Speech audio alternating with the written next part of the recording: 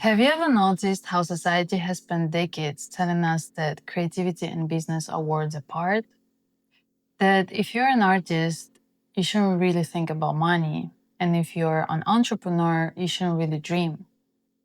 But the truth is, the line between creating and building has always been thinner than what we were taught to believe. Today, I want to explore what it means to be both a creator and a builder.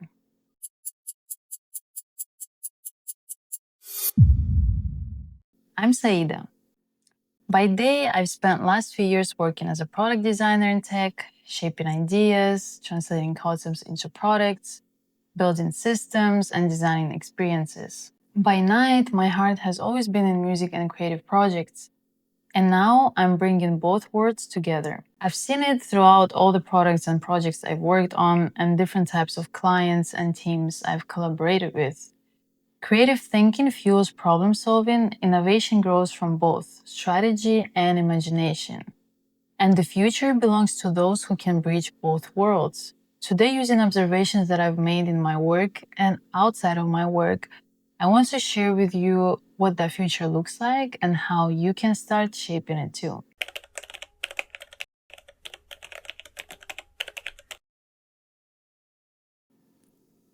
Here's my observation number one.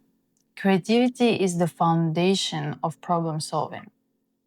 Problem solving is usually framed as logic. It's the formulas, frameworks, and roadmaps. But in reality, logic can only take you so far because logic can only solve what's already been solved. When you hit a challenge that no one's faced yet, that's where creativity steps in. Every artist knows this instinctively. Every entrepreneur learns it the hard way. Creativity isn't just making art, it's how you move through uncertainty. Think about when you're designing a new product, composing a song, or rethinking your brand, you're not just following a process, you're also inventing a new one as well. Studies also show that creative problem solving, the kind that allows open ended exploration, is the most effective way to handle challenges that don't have predefined answers. That's why the most successful founders and creators share one core skill. They are not afraid to imagine first and analyze later. It's the same skill. Imagining possibilities, testing ideas, and iterating toward a solution.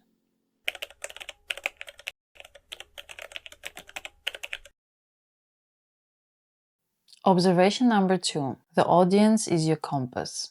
Let's talk about one of the most underrated creative struggles, idea overload. It is one of the most common problems that both entrepreneurial and creative people often face. And there are different terms that are commonly used for this problem. Sometimes it's called analysis paralysis, creative overwhelm, or creative clutter. But what it essentially means is that many business owners and creatives have ton of ideas and can get overwhelmed by all the possibilities, which can definitely lead to feeling lost.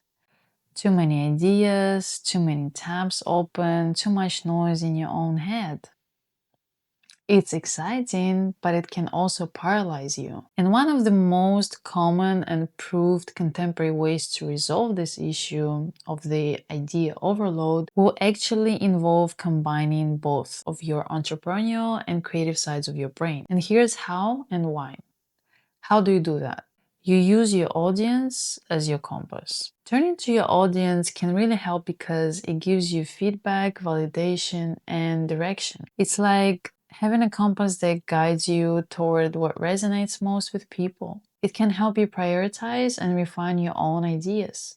It's really valuable way to stay focused and motivated. Turning to your audience doesn't mean losing authenticity, by the way. It means finding direction. You still stay true to your ideas. They're like your real-time feedback system, showing you what connects and what falls flat. It's how you prioritize your ideas, the ones that will matter now and not just someday. To do that, you need both sides of your brain, and you have to make them work together. The creative side often linked to the empathy, intuition, and storytelling. The entrepreneurial side often linked to analysis, structure, and logic. Together, they can help you translate inspiration into impact. And in today's world, the people you reach aren't just customers or fans, they're collaborators in your work, even unknowingly. Paying attention to how they respond, what excites them, and what inspires action gives you insight into your own ideas and next moves. And honestly, that's how great creators, from musicians to founders, keep momentum alive long after their first success. It's a simple way to stay grounded while still exploring. But as you can see, in order to do this successfully, you have to use both logic and empathy.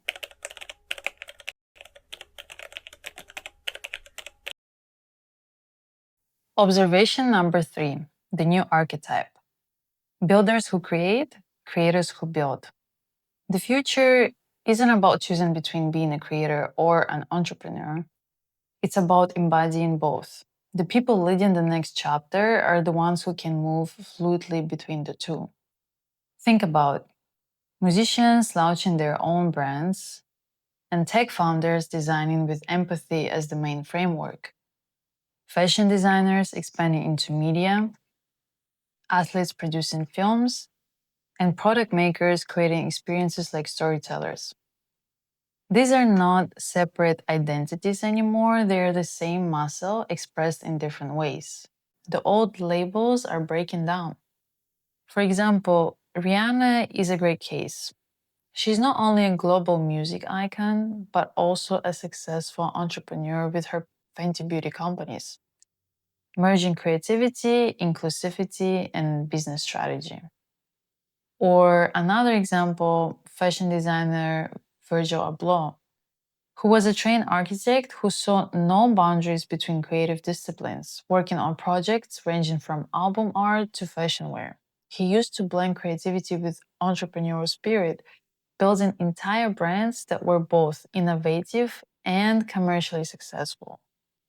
In the tech world, we have someone like Whitney Wolfe Herd, the founder of Bumble, who has blended creativity and tech entrepreneurship to redefine dating apps that were based on empathy towards their users and understanding of their actual needs. What connects all of them is not just talent or resources, it's the mindset. It's no longer about fitting into an industry label, it's about inventing the space you feel you belong in. That's the energy this new era is carrying, and if you're watching this, you're probably part of it too.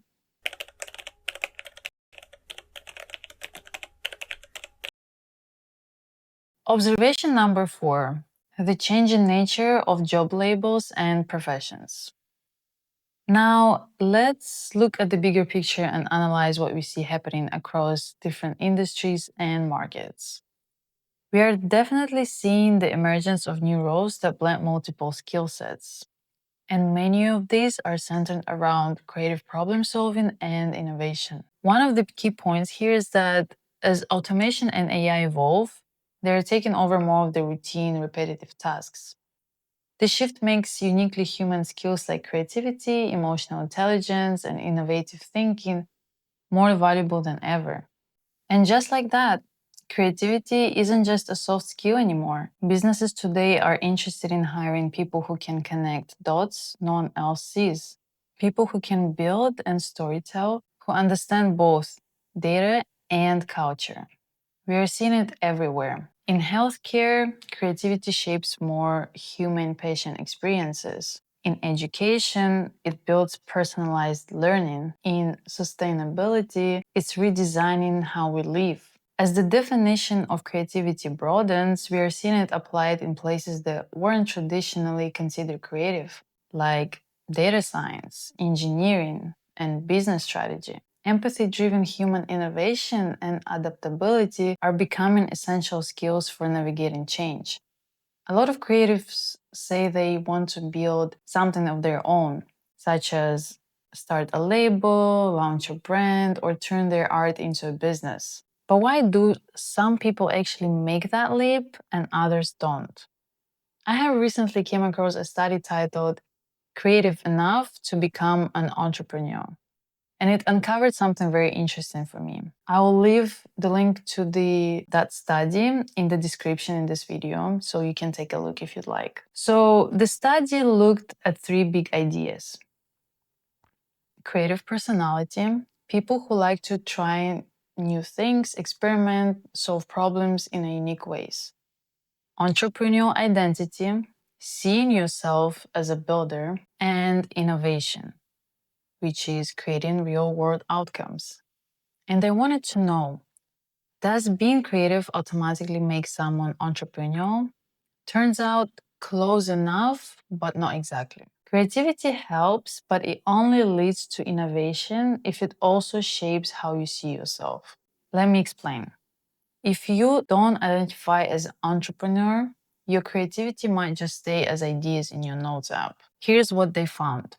People with creative personalities are more likely to develop an entrepreneurial identity because they start to see themselves as people who build things, take risks, and take opportunities, and also create opportunities.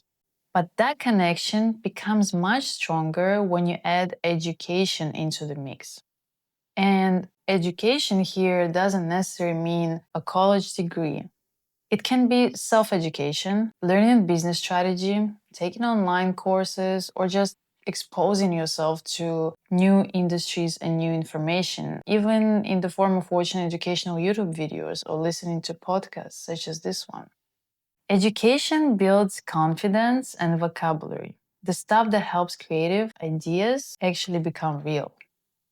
So the chain looks like this: creative personality, entrepreneurial identity, innovation. And education makes the whole process stronger. For anyone who considers themselves a creative, designer, content creator, musician, or any other type of creator, this is an important reminder. Talent and creativity are only part of the equation. To actually create change, you need to start seeing yourself as more than just an artist or creator. You're also a builder, a strategist, a founder, a problem solver. The moment you identify as that, you start behaving differently. You make decisions differently. You start owning your work. And education, in whatever form you choose, helps bridge that gap. So instead of asking, am I creative enough? Maybe the better question is, do I see myself as someone who can build something with that creativity? Because once you ask yourself that question and try to answer it, you're already halfway there. And the moment you start finding answers to this question is when your decisions change, and so does your future.